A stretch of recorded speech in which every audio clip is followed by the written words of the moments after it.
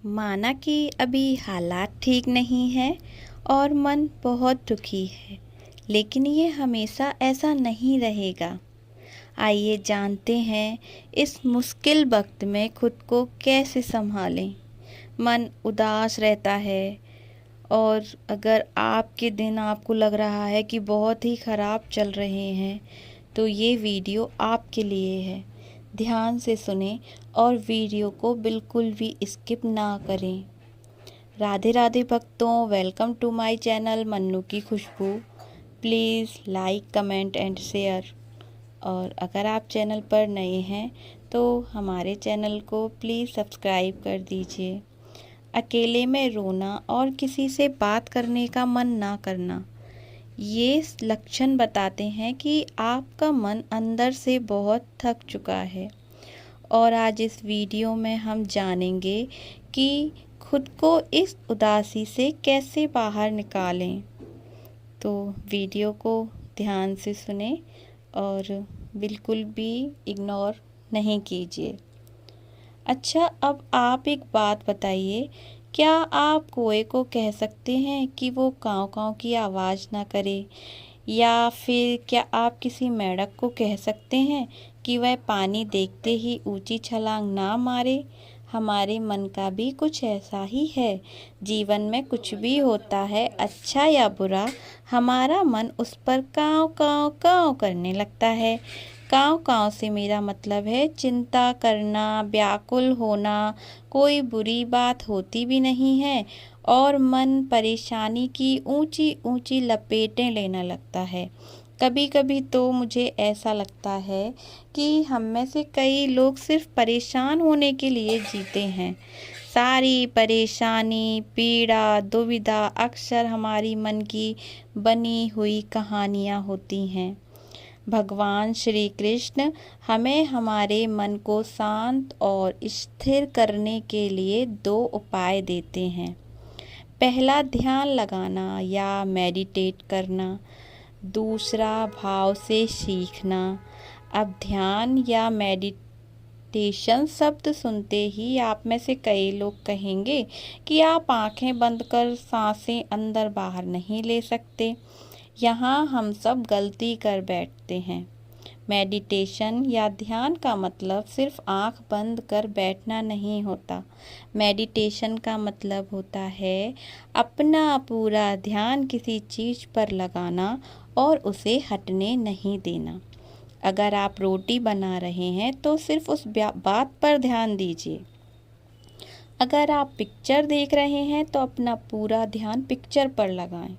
यह मत सोचिए कि पिक्चर देखकर आप अपना कितना वक्त बर्बाद कर रहे हैं।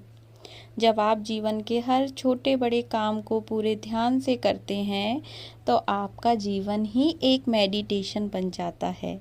ऐसे जीवन में शांति, स्थिरता, साहस और सफलता का होना अनिवार्य है। तो आपको मेडिटेशन पर पूरा ध्यान देना है। ये चीज़ आप जानते हैं कि जीवन सुख और दुख का संगम है। अगर सुख है तो दुख आना ही है और अगर जीवन में दुख है तो सुख भी एक दिन आना ज़रूर है। इसलिए दुख से कभी घबराएं नहीं, अपने आप को खुश रखें। जिन चीज़ों से आप खुश रह सकते हैं उनमें अपना ध्यान लगाएं। वैराग्य भाव का एक ये दूसरा उपाय है, पर इसका अर्थ ये नहीं है कि आप सब कुछ छोड़कर जंगल में जाकर बैठ जाएं। इसका सच्चा अर्थ है कि आप जो काम कर रहे हैं उसका नतीजा या रिजल्ट निकलेगा, उसकी चिंता ना करें, भगवान पर छोड़ दें। जैसे अगर आपने कोई इंटरव्यू दिया, आप यह कर सकते हैं कि पूरे मन से तैयारी करें और आप अपना बेस्ट देकर आ जाएं।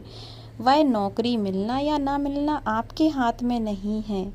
इस नतीजे के पीछे अलग अलग चीज़ें हैं जो आपके बिल्कुल कंट्रोल में नहीं। तो जिस चीज़ के बारे में आप कुछ कर ही नहीं सकते उसके बारे में चिंता भी ना करें। यही वैराग्य का सच्चा मतलब होता है।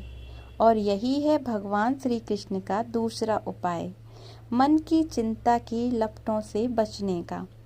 याद रखिए, आप पूरे के पूरे इंसान हैं, समझदारी, संयम और कुशलता से भरे इंसान। आपका मन जब भी कोई की तरह अलग अलग बातों पर आपको परेशान करने लगे, तब अपने मन को भी प्यार से समझाइए और शांत कर लीजिए। बस अपने ऊपर विश्वास रखिए कि आप कभी अपना बुरा होने नहीं देंगे।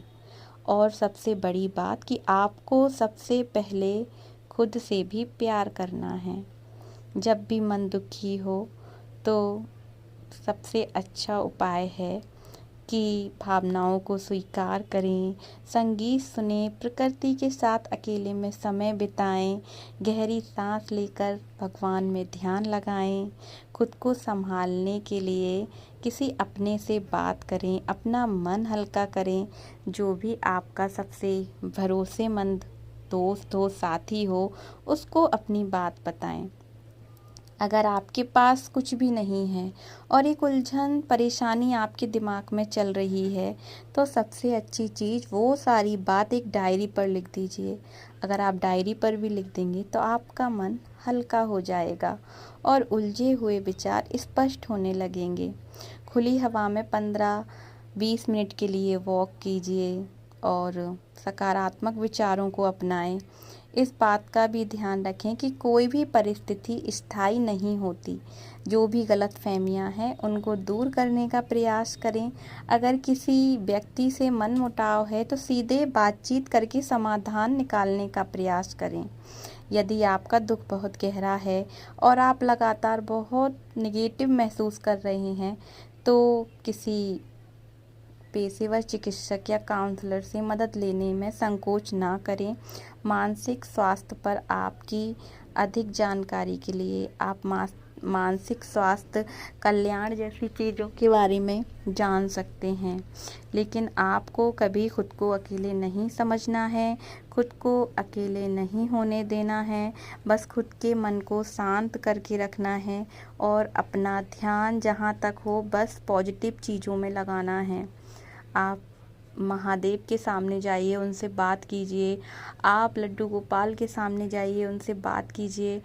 आपको उनकी तस्वीर के सामने जाकर लगेगा वो साक्षात आपके सामने बैठे हैं, आपकी बात सुन रहे हैं और वो जल्दी ही आपकी बात सुन के आपकी बात का समाधान ज़रूर निकालेंगे और आपके जीवन में चमत्कार करेंगे।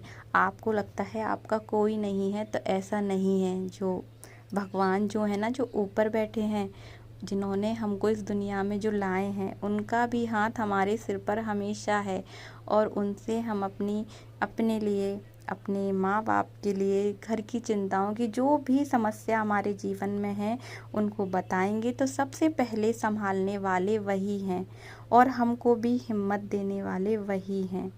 तो मैं आपसे यही कहूँगी कि कभी भी दुखी नहीं होना है, अपने आप को पॉजिटिव रखना है, हिम्मत रखना है और सब उसके ऊपर छोड़ देना है और हमेशा खुश रहना है। राधे राधे भक्तों, please subscribe my channel and thanks for watching. Thank you so much. माना कि अभी हालात ठीक नहीं है